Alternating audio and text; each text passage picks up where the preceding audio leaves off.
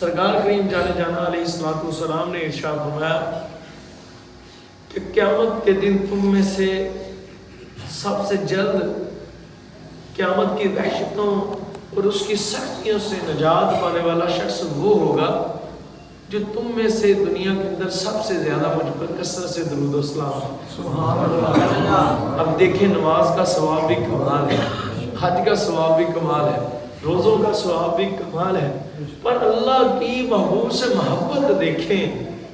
وہ فرما رہے ہیں جانے جانا کا فرمانا خدا ہی کا فرمانا ہے، اور کیا یار کی زبان اطہر سے ظاہر فرمانا ہے کہ قیامت کے دن اس کی سختیوں سے سب سے جلد وہ چھوٹے گا جو مجھ پر زیادہ درود و سلام کرے.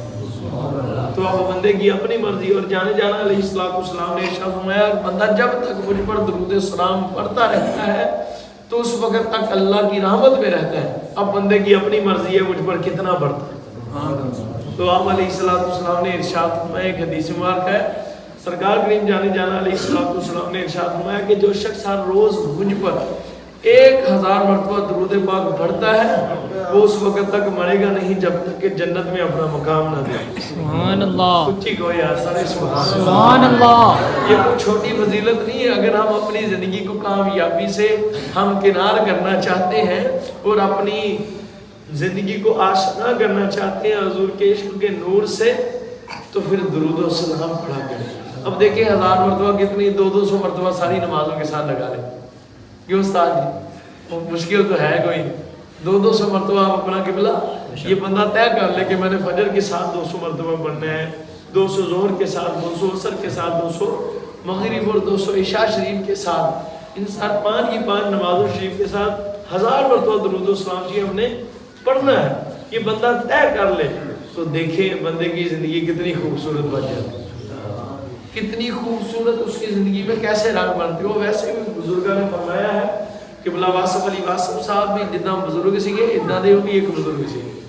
آپ رحمۃ اللہ تعالیٰ علیہ ایک بات لکھتے ہیں، آپ فرماتے ہیں کہ بندہ چاہتا ہے کہ مجھ پر راز منکشف ہو، مجھ پر کشف ہو، مجھ پر راز ظاہر ہو، علم معرفت نصیب ہو. فرمایا وہ کثرت سے درود و سلام پڑھا جائے. سبحان اللہ. اچھی کو سبحان اللہ.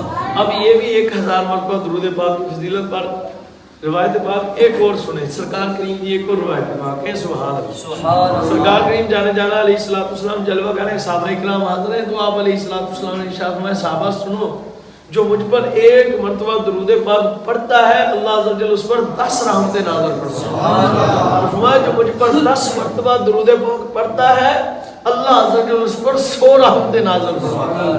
اور جانے جانا کریم علیہ السلام آقا حضور نے ارشاد فرمایا، سرکار کریم علیہ السلام فرماتے ہیں کہ جو مجھ پر 100 مرتبہ درود پاک پڑھتا ہے اللہ عز و جل اس پر 1000 رحمت نازل فرماتا ہے. اور مزید آگے فرمایا لوگوں سنو، جو 1 مرتبہ درود پاک پڑھے اس پر 10 رحمتیں، جو 10 مرتبہ پڑھے اس پر 100 رحمتیں، جو 100 مرتبہ پڑھے اس پر 1000 رحمتیں. اور جو میرا امتی مجھ پر ہر روز 1000 مرتبہ درود پاک پڑھتا ہے اس کو فضیلت یہ ملے گی کہ قیامت کا دن ہوگا جب حساب و کتاب ہو جائے گا اور جنتیوں کو جنت میں جانے کا حکم ہو جائے گا، میں آگے ہوں گا سب سے، سارے نبی اور رسول اور جنتی مجھ سے پیچھے ہوں گے، نمازی بھی جنت میں جائیں گے، روزہ دار بھی جنت میں جائیں گے، حاجی بھی حج کرنے والے جنت میں جائیں گے، زکوٰۃ دینے والے بھی جنت میں جائیں گے، ذکر کرنے والے بھی جنت میں جائیں گے. پر سنو، جو ہر روز مجھ پر 1000 بار درود پاک پڑھتا ہوگا وہ جنت میں اس طرح داخل ہوگا کہ جب میں جنت میں داخل ہونے لگوں گا جنت کے دروازے پر اس کا کندھا میرے کندھے کے ساتھ بس ہو رہا. سبحان اللہ. درود السلام کی فضیلت یہ کیا کہہ رہے ہیں؟ نعرہ تکبیر، نعرہ رسالت، نعرہ غوثیہ. گال ساری سرکار دونوں سبحان سبحان اور سمجھے اس بات کی. اور خدا کی قسم بندوں کو چھڑاتے ہیں جو وہ درود و سلام ہے. کہ سبحان اللہ. میرے آقا جانے جانا علیہ السلام نے ارشاد فرمایا، میں جو مجھ پر 50 مرتبہ درود پاک پڑھتا ہے روزے قیامت میں اس سے مسافہ فرماؤں، میں اس سے مسافہ فرماؤں. اس سرکار کریم جانے جانا علیہ السلام جس سے مسافہ فرمائے اس پر دوزخ کی آگ حرام ہے کہ نہیں؟ اور آپ علیہ السلام نے ارشاد فرمایا کہ جو مجھ پر رات روز 100 مرتبہ درود پاک پڑھتا ہے، فرمایا اس کے ماتھے پر یہ لکھ دیا جاتا ہے، مہر کر دیا جاتا ہے، سٹیمپ لگ جاتی ہے کہ یہ آگ جہنم اور منافقت سے پاک ہے، یہ جہنم کی آگ و نفاق سے پاک ہے۔ اور کثرت سے درود و سلام پڑھنے والوں سنو خدا کی قسم، درود و سلام ہم ہی نہیں پڑھتے، یہ سارے نبی بھی پڑھتے رہے۔ حضرت موسیٰ علیہ نبینا علیہ السلام کا ایک واقعہ آپ کے سامنے عرض کرتا ہوں۔ جب آپ اپنے لشکر کو لے کر فرعون کے آگے آگے نکلے اور اس بدبخت کو چھوڑا تو وہ آپ کے پیچھے چل پڑا اور آپ کا پیچھا کر رہا تھا اس کا لشکر۔ آپ اپنے لشکر کو لے کر آ رہے، آگے آتے آتے دریا آ گیا، تو دریا کے پاس جب آپ پہنچے تو لشکر آپ کے ساتھ اور دریا میں راستہ نہ ملے تو آپ علیہ نبینا علیہ السلام نے اللہ عز و جل کی بارگاہ میں عرض کی، مولا اس دریا میں ہمارے لیے راستہ نکال دے کہ ہم گزر جائیں۔ اب وہ لوگ بھی سمجھے جو کہتے ہیں وہ سرکار کچھ کر نہیں سکتے، نعوذ باللہ، جو کہتے ہیں یہ ایسے بات اعمال کی بات ہے سرکار کی نہیں۔ میں نے کہا نہیں میاں، بات اعمال کی نہیں، بات ساری مدینے والی سرکار ہے۔ وہ عمل اچھے کرنے ہیں بھئی، عمل اچھے نہ کریں گے تو سرکار ناراض ہو جائیں گے، سرکار ناراض ہو گئے تو پھر کی ہم نے نیرا ہی نیرا گل ساری۔ ہم نے عمل اس لیے اچھے نہیں کرنے کہ جنت پائیں، ہم نے تو اس لیے کرنے کہ جنت والے خوش ہو جائیں۔ وہ سیدہ طیبہ طاہرہ اما رابعہ بصریہ قلندریہ رضی اللہ تعالیٰ عنہ، قلندرہ کا ایک کولے باغ ہے نا، آپ ایک ہاتھ میں آگ لی اور ایک ہاتھ میں پانی لیا تو جنگل میں جا رہی ہیں باغی باغی، تو حسین امام حسن بصری مولا کائنات کے ڈائریکٹ خلیفہ ہیں یہ، کہو سبحان اللہ، سرکار مولا مشکل شاہ مولا المسلمین خلیفہ چہارم کے کیا ہے؟ ڈائریکٹ خلیفہ ہے سرکار حسین امام حسن بصری رضی اللہ عنہ۔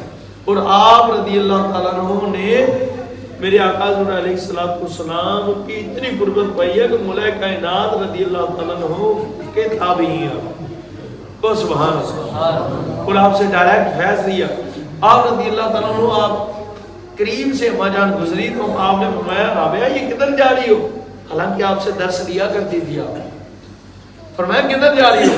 تو عرض کی حضور، وہ ایک ہاتھ میں آگے اور ایک ہاتھ میں پانی، تو عرض کی حضور میں آگ سے جہنم کو، آگ سے جنت کو جلانے جا رہی ہوں اور پانی سے جہنم کو بجانے جا رہی ہوں۔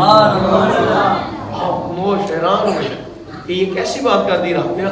عرض کی حضور میں وہ کس لیے رابعہ تم کیا کہہ رہی؟ عرض کی حضور جی میں پانی سے جہنم کو بجانے جا رہی ہوں اور آگ سے جنت کو جلانے جا رہی، اس لیے کہ لوگ اس جہنم سے ڈر کر میرے رب کی عبادت کرتے ہیں، میں اس کو بجھا دوں کہ ان کے دل سے اس کا خوف نکلے اور میرے خدا کے خوف سے میرے خدا کی عبادت کریں۔ اور جنت کو آگ سے جلانے جا رہی ہوں اس لیے کہ لوگ اس کے شوق کی وجہ سے میرے خدا کی عبادت کرتے ہیں، لوگوں کے دل سے اس کا شوق و محبت نکل جائے اور میرے خدا کی محبت اور شوق پیدا ہو جائے، اس لیے عبادت۔ سبحان اللہ۔ تو مقصود تو بزرگوں کا یہ طریقہ ہے، یہ طرق ہے بزرگوں کا، یہ طریقہ تو یہی ہے۔ تو خیر جانے جانا علیہ السلام کے صدقے سے ساری بات ہے۔ آپ علیہ السلام کا مقام و مرتبہ دیکھیں اور حضور کی آل پاک کا، اصحابہ پاک کا مرتبہ بھی بلند، اہل بیت طاہر پاک کا مرتبہ بھی بلند، اور یہ تو سرکار کی شان ہے نا، گل صحابہ دی بھی نہیں تے گل اہل بیت طاہر پاک دی بھی، تو نہ ہی گل سیدنا صدیق اکبر پاک دی تے نہ ہی سرکار مولا مشکل کشا پاک دی، گل ساری سرکار دی۔ آج لوگ جھگڑوں میں پڑے ہو، جو کوئی کہتے ہیں مولا کائنات کا پہلا نمبر ہے، کوئی کہتے ہیں مولا کائنات کا چوتھا نمبر ہے۔ او بھائی بات سنو، جھگڑوں کو چھوڑ دو، تم ایک سیدھا رستہ لے لو جو مدینے والی سرکار نے عطا کر دی۔ ان جھگڑوں میں پڑو ہی نہ، کیوں پڑھتے ہو ان جھگڑوں میں؟ کیوں اپنی اپنی باندھ کی بولیاں بولتے ہو؟ جب مدینے والی سرکار نے فرما دیا اس کا یہ مقام ہے تو اس کو مان لو۔ جب خود مولا مشکل کشا نے فرما دیا میرا چوتھا نمبر ہے تو مان لو، کیوں جھگڑتے ہو؟ مولوی نہ بنو، مولا نہ بنو، کون ہے سبحان اللہ؟ سمجھ لگی بات؟ کون ہے سبحان اللہ؟ مولا والے بنو۔ مولا کائنات کا وہ قطعی طور پر بھی دوست نہیں ہے جو سیدنا صدیق اکبر کو بختا ہے، اور یہاں وہ آپ کو پہلا خلیفہ نہ مانے، یا افضل البشر انبیاء کرام صلی اللہ علیہ وسلم کے بعد نہ مانے، کیونکہ آپ نے خود فرمایا ہے، فرمایا کہ میں علی اس کے 70 کوڑے ماروں گا جو ابو بکر اور عمر سے مجھ کو افضل ہے۔ اگر کول نہ دیکھو سوائق المحرکہ میں موجود ہے، حوالہ دینا تو نہیں چاہتا تو لیکن دے دیا آپ کو۔ आशिक हवालों के बगैर होते हैं। को सुभान अल्लाह। खैर इस बात को, ये सारे मामले छोड़ दो, सरकार की वजह से सबको मानो। हमने तो खुदा को भी सरकार की वजह से माना है। कौन सुभान अल्लाह। सैयदना शाह अब्दुल हक मुहद्दिस दिल्ली अलैहिर्रहमा फरमाते हैं मुहक्कक अल इत्तलाक है और सारे मसालिक इन पर मुत्तफिक है। और आप रज़ी अल्लाह तआला अन्हु अपनी साहिब मदारिज नबूवत क्या फरमाते हैं अपनी मदारिज में, फरमाते हैं सुनो खुदा की कसम, मैं अब्दुल हक मुहद्दिस दिल्ली अलैहिर्रहमा ने जो अपने खुदा को भी माना है वो भी इसलिए माना है कि मेरे आका मौला हज़रत मोहम्मद मुस्तफ़ा का खुदा है। सुभान अल्लाह। गल सारी सरकार की। तो मूसा पाक ने जब अर्ज की मौला इस पे रास्ता फ़िरौन का लश्कर पीछे है और मेरा लश्कर आगे, मौला वो पीछे आगे, करीब आगे, इसमें रास्ता नहीं माना। फरमाया मूसा इस पर असा मारो तो रास्ता बन जाएगा दरिया में। आपने असा मारा, दरिया ना फटा, रास्ता ना बना, दरिया नहीं फटा, रास्ता नहीं बना। आपने फिर असा मारा, दरिया नहीं फटा, नहीं रास्ता बना, फिर असा मारा, फिर असा मारा। खुदा की कसम से इन्हें इस्माइल निवानी अलैहिर्रहमा फरमाते हैं 10 बार हज़रत मूसा पाक ने अपना असा मुबारक दरिया पर मारा कि वो फटे और रास्ता बने, हम गुजर जाए। कहते खुदा ने फरमाया था कि मूसा पाक मारो, आपने मारा पर ना फटा ना रास्ता बना। अब फिर अल्लाह की बारगाह में हम कलाम मौला इल्तिजा की, सोनिया ये रास्ता नहीं बन रहा, दरिया फट नहीं रहा, कैसे गुजरे? तो मालिक ने फरमाया प्यारा मूसा चाहते हो कि ऐसा मारे दरिया फटे, आपके मारने पर रास्ता बन जाए और आप गुजर जाओ? उसकी मौला चाहता हूँ कि मैं मारूं ऐसा दरिया फटे रास्ता बने, मैं गुजरूं लश्कर लेकर। मैं फिर ऐसा करो पहले 10 बार मेरे महबूब पर और आपकी आल पर दुरूद पढ़ो, फिर रास्ता मारो, दरिया भी फट जाएगा, रास्ता भी बढ़ जाएगा, तुम गुजर भी जाओ। सुभान अल्लाह। खुदा की कसम सादतुद दारैन में ये बात मनकूल है। हज़रत मूसा पाक ने 10 बार दुरूद पाक हुजूर पर पढ़ा और जब हुजूर की आल ना थी तब भी आल पर पढ़ा। सुभान अल्लाह। सुभान अल्लाह। एक बात बता दूं, थी लेकिन लोगों की नजर में नहीं थी। कौन है सुभान अल्लाह? जो नहीं होता उस पर दुरूद कैसे? कौन है सुभान अल्लाह? जाने जाना अलैहिस्सलाम भी तब भी जलवागर थे लेकिन देखने वालों को मिले हैं ना। कौन है सुभान अल्लाह? आप अलैहिस्सलाम का मकाम देखो। अब बताओ मूसा पाक को अमल काट सके? कौन है सुभान अल्लाह? रब ये भी तो फरमा सकता प्यारे दोस्त इधर 2 नफर पढ़ो तो नांगे जोगे, इस पर मेरा नाम लेकर ऐसा मारो, पर बताना चाहता है अरे सुनो मैं बता दूं कि तुझे समझ आ जाए कि बात जिक्र फिक्र की नहीं, बात अमाल की नहीं, बात मेरे यार की। मूसा पाक फरमाते मैंने ऐसा मुबारक लिया, पहले 10 बार जाने जाना अलैहिस्सलाम और आपकी आले पाक पर दुरूद और सलाम पढ़ा, पढ़कर जब असा मारा खुदा की कसम दरिया फट गया, रास्ता बन गया और मैं लश्कर को लेकर गुजर गया। तो मूसा